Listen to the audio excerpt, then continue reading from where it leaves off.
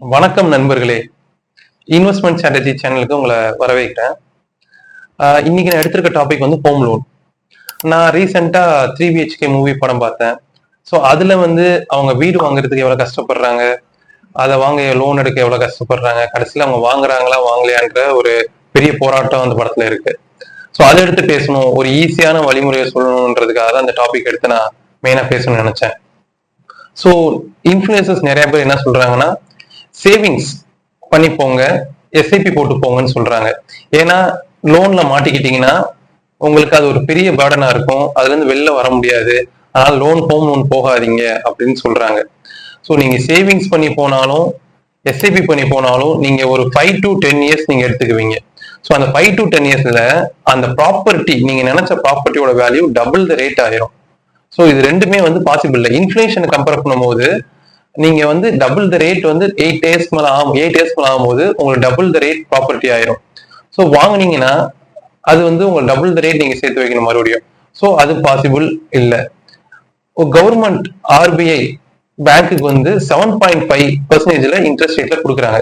இது நீங்க இன்ஃபிளேஷனோட கம்பேர் பண்ணும்போது இன்ஃபிளேஷன் வந்து 5.5 to 6 கிட்ட இருக்கும். ஸோ அதை கம்பேர் பண்ணும்போது 2% தான் உங்களுக்கு அதிகமா இருக்கும் இன்ட்ரெஸ்ட் ரேட். ஸோ இது ரொம்ப சீப் இது நீங்க கம்பேர் பண்ணீங்கன்னா. ஏன்னா நீங்க சேர்த்து வச்சு இல்லாட்டி எஸ்ஐபி போட்டு பண்ணும்போது டபுள் த ரேட் அப்போ இருக்கும். நீங்க இதுல 7.5 interest rate, low interest rate எடுத்து இப்பயே வாங்கிட்டு நீங்க மினிமம் அமௌண்ட் இஎம்ஐ பே பண்ணி மந்த்லி இஎம்ஐ பே பண்ணிருந்தீங்கன்னா அது உங்களுக்கு பெஸ்டா இருக்கும். அதே மாதிரி நீங்க எஸ்ஐபியா போட சொல்றாங்க, சிஸ்டமேட்டிக் இன்வெஸ்ட்மெண்ட் பிளான் போட சொல்றாங்க, மியூச்சுவல் ஃபண்ட்ல போட சொல்றாங்க. சரி, அதை போட்டுட்டு ஒரு 8 இயர்ஸ் கழிச்சு நீங்க வீடு வாங்கன்றாங்க. அந்த நீங்க கடன் வாங்காதீங்கன்றாங்க. ஆனா எஸ்ஐபி போட சொல்றாங்களே, அந்த எஸ்ஐபியே வந்து ஒரு கம்பெனி கடன் வாங்கி தான் ஈக்விட்டிஸாவோ டெப்டாவோ உங்ககிட்ட இருந்து பாண்ட்ஸாவோ வாங்கி தான் அவங்க டெவலப் ஆறாங்க. அவங்க கடன் வாங்கி டெவலப் ஆறாங்க. ஆனா நம்மள கடன் வாங்க வேணாம்னு சொல்றாங்க. ஆனா கம்பெனிஸ் அவங்க வந்து கடன் வாங்கி டெப்ட் மூலியமா வாங்கி அவங்க டெவலப் ஆறாங்க. அந்த அமௌண்ட்டை வச்சு இன்வெஸ்ட்மெண்ட் வச்சு அவங்க டெவலப் ஆறாங்க.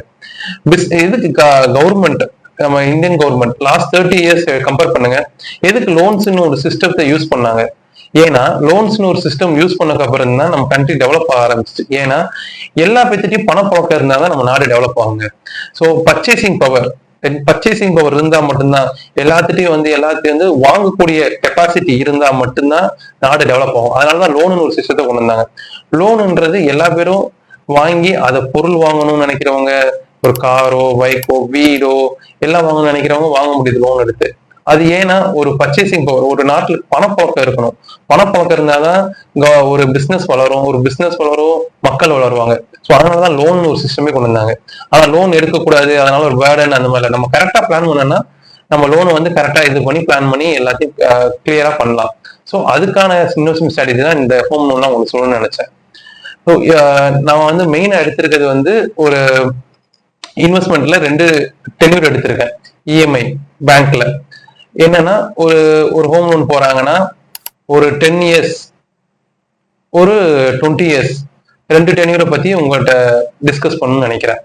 ஸோ ஒரு 10 lakhs ஒருத்தவங்க இஎம்ஐ, ஒருத்தவங்க ஹோம் லோன் போறாங்க இஎம்ஐக்கு.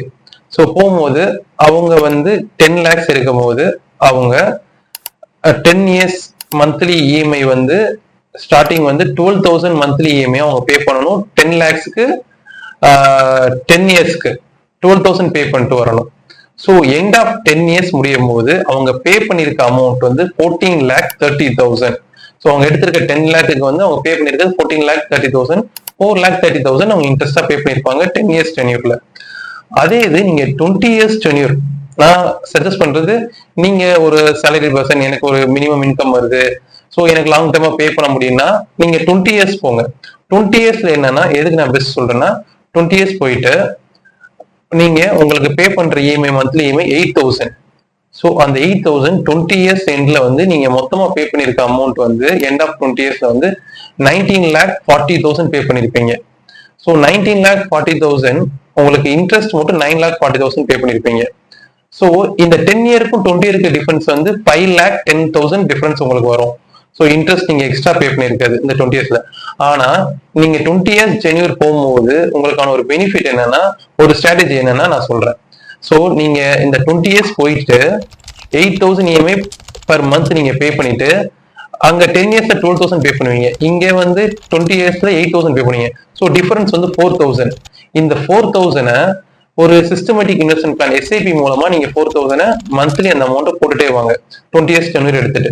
ஸோ அந்த 4,000 மந்த்லி நீங்க அதை எஸ்ஐபி மூலமா போட்டே வாங்க.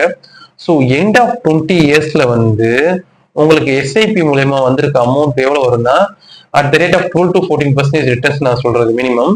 ஸோ அதுல உங்களுக்கு வந்திருக்க ரிட்டர்ன்ஸ் வந்து 47 lakh வரும் உங்களுக்கு எஸ்ஐபியில இன்வெஸ்ட்மெண்ட் நீங்க பண்ண 4,000க்கு எண்ட் ஆஃப் 20 இயர்ல உங்களுக்கு வந்திருக்க கார்பரஸ் வந்து 47 lakh. நீங்க இந்த 20 இயர்ஸ்ல நீங்க பே பண்ணிருக்க மொத்தமும் 19,40,000 பே பண்ணிருப்பீங்க. ஆனா நீங்க 9,40,000 தான் வந்து இன்ட்ரெஸ்ட் பே பண்ணிருப்பீங்க. ஆனா நீங்க அந்த 4,000 எஸ்ஐபியில போறதுனால உங்களுக்கு வந்திருக்க ஃபைனல் அமௌண்ட் வந்து 47 lakh வந்திருக்கும் கார்பரஸா. ஸோ இதை நீங்க 47 lakh 19,40,000 நீங்க மைனஸ் பண்ணீங்கன்னா ஆல்மோஸ்ட் 27,60,000 கிட்ட உங்களுக்கு எக்ஸ்ட்ரா கார்பஸ் உங்களுக்கு அந்த கடன் இல்லாமே நீங்க அடைக்க முடியாத அளவு உங்களுக்கு கார்பஸ் வந்திருக்கும். ஸோ இந்த ஸ்ட்ராட்டஜி யூஸ் பண்ணுங்க. ஸோ உங்களுக்கு ஈஸியா இருக்கும். இது எதுக்கு இந்த ஸ்ட்ராட்டஜி நான் சொல்றேன்னா, ஒருத்தவங்க வந்து கிளைண்ட் வரவங்க கேட்கறது வந்து ஒரு சேலரி பர்சன், மினிமம் சேலரியில இருக்கேன், ஸோ நான் வந்து ஒரு ரெகுலரா நான் பே பண்ணிடுவேன், ஆனா எனக்கு மினிமம் இஎம்ஐல இருக்கணும், கொஞ்சம் ஈஸியா இருக்கணும்ன்றவங்களுக்கு வந்து இந்த ஸ்ட்ராட்டஜி யூஸ் ஆகும். அதே மாதிரி லாங் டேர்ம் போகும்போது உங்களுக்கான கெப்பாசிட்டியும் கொஞ்சம் இன்க்ரீஸ் ஆகும். ஏன்னா இஎம்ஐ அமௌண்ட் கம்மி உங்களுக்கு. ஸோ நீங்க ஒரு இன்வெஸ்ட்மெண்ட் பண்ண போறீங்க ஒரு அமௌண்ட் 4,000. ஸோ உங்களுக்கு ஃபைனலா வர அந்த 20 இயர்ஸ் நீங்க வேற எதுவும் இன்வெஸ்ட் பண்ணாம இதுலயே பண்ணிருந்தீங்கனாலே உங்களுக்கு கார்பஸும் உங்களுக்கு கெயின் ஆகும். இந்த ஸ்ட்ராட்டஜியை ஃபாலோ பண்ணும்போது உங்களுக்கு இந்த பெனிஃபிட்ஸ் உங்களுக்கு கிடைக்கும். சில பேர் வந்து ப்ரீ க்ளோசர் பண்ணணும்னு நினைப்பாங்க. ஸோ அவங்க கெப்பாசிட்டிக்கு ஏற்ற மாதிரி அவங்களோட ஃபினான்ஷியல் சுச்சுவேஷனுக்கு ஏற்ற மாதிரி அவங்க ப்ரீ க்ளோசர் பண்றதா இருந்தால் முன்னாடியே பண்ணா பண்ணலாம். ஸோ அது அவங்கவுங்க வந்து ரிஸ்க் ப்ரொஃபைலுக்கு ஏற்ற மாதிரி அவங்கவுங்க கெப்பாசிட்டி அவங்கவுங்க ஃபினான்ஸ்க்கு ஏற்ற மாதிரி அவங்க முன்னாடியே பே பண்ணி ப்ரீபேமெண்ட் பண்ணி க்ளோஸ் பண்றதுனாலும் ஸோ இது அவங்க சாய்ஸ். ஆனா இது ஒரு லாங் டேர்ம்ல சேலரி பர்சன் ரெகுலர் இன்கம் வருது எனக்கு, அவங்களுக்கு இந்த மாதிரி ஸ்ட்ராட்டஜி அவங்களுக்கு இது யூஸ் ஆகும். ஸோ இன்னொன்று வந்து நான் சொல்லணும்னு நினைக்கிறது வந்து டெப்ரிசியேஷன். ஒரு டெப்ரிசியேஷன் அப்ரிசியேஷன் அசெட் வந்து எது நான் உங்களுக்கு இந்த ஹோம் லோன்ல சொல்றேன். இதுல என்னன்னா ஒரு அப்பார்ட்மெண்ட் எடுக்கிறீங்கன்னா ஒரு டெப்ரிசியேஷன் அசெட் தான். ஆனா அப்பார்ட்மெண்ட் வந்து ஏன்னா யூடிஎஸ்னு ஒரு சிஸ்டம் வச்சிருப்பாங்க, அன்டிவைடட் ஷேர் ஆஃப் லேண்ட்னு கொடுத்துருப்பாங்க.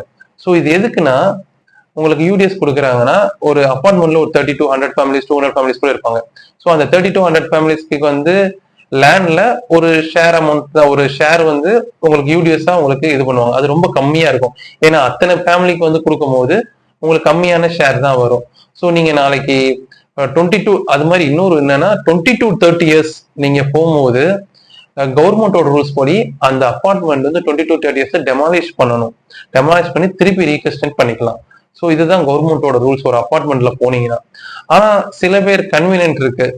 ஸோ எனக்கு வந்து என்னோட குழந்தைக்கு வந்து ஸ்கூல் பக்கமா இருக்கு, எனக்கு ஆஃபீஸ் பக்கமா இருக்கு, அதனாலதான் இங்கே எடுத்திருக்கேன், ஸோ அதனாலதான் அப்பார்ட்மெண்ட் டைப் போறேன்னா அது அவங்களோட விஷயம், அவங்களோட விருப்பம் தான். ஏன்னா அது வந்து அவங்கவுங்க கன்வீனியன்ட் அதெல்லாம் அதை பார்த்து தான் அவங்க எடுக்கிற மாதிரி இருக்கும். ஸோ அந்த மாதிரி டைப் இருக்கவங்க அப்பார்ட்மெண்ட் இருக்கிறதுல ஒன்றும் தப்பு இல்லை.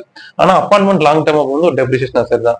இதே இது நீங்க ஒரு லேண்ட் மூலியமா ஒரு ப்ராப்பர்ட்டி ஹோம் இண்டிவிஜுவல் இது கட்டுறீங்களோ வீடு கட்டுறீங்களோ இது பண்றீங்களோ உங்களுக்கு ஒரு அப்ரிசியேஷன் அசெட். ஏன்னா அது வந்து ஃபியூச்சர்ல உங்களுக்கு ஒரு லேண்டோட வேல்யூ உங்களுக்கு எல்லாம் ஏறும்போது உங்களுக்கான பெனிஃபிட் உங்களுக்கான அமௌண்ட்டும் உங்களுக்கு ஏறும். ஸோ அது வந்து ஒரு அப்ரிசியேஷன் அசெட். ஸோ நீங்க செக் பண்றதுக்கு முன்னாடி இதெல்லாம் உங்களுக்கு எது உங்களுக்கு சூட்டபிளா இருக்கும், உங்களுக்கு அப்பார்ட்மெண்ட் டைப்ல இருக்குமா இல்லை ஹோம்ல இருக்குமா லேண்ட்ல இருக்குமா, உங்களுக்கு எது கரெக்டா இருக்கும், உங்களுக்கு எது லாங் டைப் உங்களுக்கு தேவைப்படும்ன்றத செக் பண்ணிட்டு நீங்க வந்து பர்ச்சேஸ் பண்ணுங்க. அதே மாதிரி லேண்ட் வாங்குங்க. ஸோ உங்களுக்கு வந்து 20% டவுன் பேமெண்ட் இல்லை 10% டவுன் பேமெண்ட் பண்ணணும். அதுவும் நீங்க முன்னாடியே நீங்க சேர்த்து வச்சு அதை மட்டும் நீங்க 10 to 20% எவ்வளவு நீங்க பார்த்து சேர்த்து வச்சு நீங்க அதை பே பண்ணிட்டு மிச்சம் இருக்க அமௌண்ட்டை நீங்க பேங்க் மூலியமா 7.5 இன்ட்ரெஸ்ட் ரேட் எடுக்கலாம். ஸோ இது வந்து உங்களுக்கு பெனிஃபிட் தான். ஸோ லோன் போறவங்க ஹோம் லோன் போறவங்க பெஸ்ட் தான். 7.5 இன்ட்ரெஸ்ட் ரேட்ன்றது ரொம்ப லோ. கவர்மெண்ட் ஏன் இது பண்றாங்கன்னா ஸோ எல்லா பேரும் வந்து எல்லாத்துக்கும் கிடைக்கணும். ஸோ ஒரு பர்ச்சேசிங் ஒரு எல்லாத்துக்கும் இருக்கணும். அப்பதான் நம்ம கண்ட்ரியும் டெவலப் ஆகும். ஸோ எல்லா ஒரு இன்வெஸ்டர்ஸ் எல்லாமே அதை தான் எனக்கு எதிர்பார்ப்பாங்க. ஸோ நீங்க இதை எடுத்து நீங்க பெனிஃபிட் பண்ணிக்கோங்க. ஸோ ஹோம் லோனால தப்பு இல்லை. ஸோ இந்த வீடியோ உங்களுக்கு பிடிச்சிருந்தா லைக் பண்ணுங்க, ஷேர் பண்ணுங்க, சப்ஸ்கிரைப் பண்ணுங்க. தேங்க்யூ.